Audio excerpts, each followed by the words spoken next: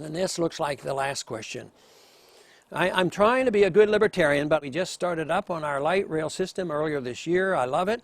I used to commute to work and take it to bars, to the bar on weekends, so I don't drive drunk.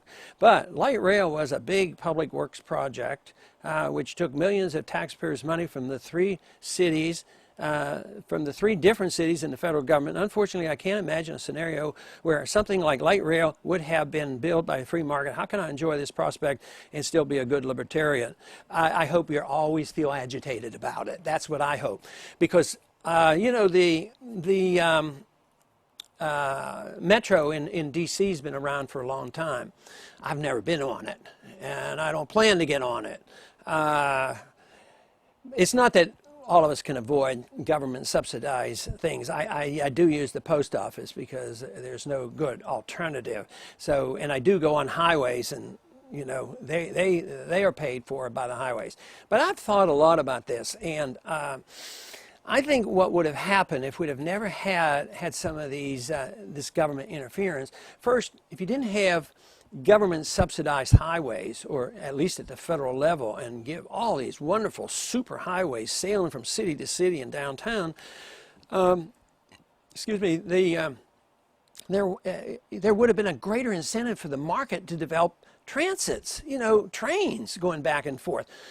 Before the government got involved, before Penn Central and these other railroads were destroyed by regulations and union wages and feather bedding, we did have private transportation. By subsidizing highways and destroying mass transit, we ended up with this monstrosity. So I can see that you say, well, this is a benefit, but let me tell you, if you see some benefit by the government coming in, you have to question one thing. It was wasteful spending because they're spending more money than they get back for it.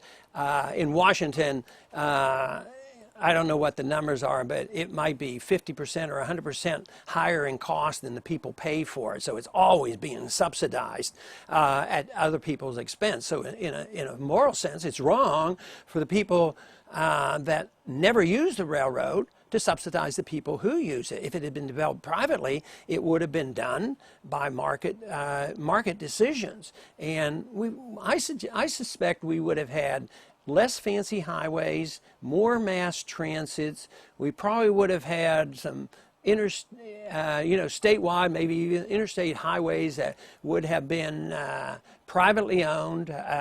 Probably our cars would have been carried on cars. You could put your cars on a railroad train and ride 2,000 miles and then take your car off. There have been all kinds of things that they could have developed. But once the politicians get involved, then it becomes a political football. And today we have a highway tax. We send it up to Washington. They spend it on other things. The highway trust system then has to get money from somewhere else.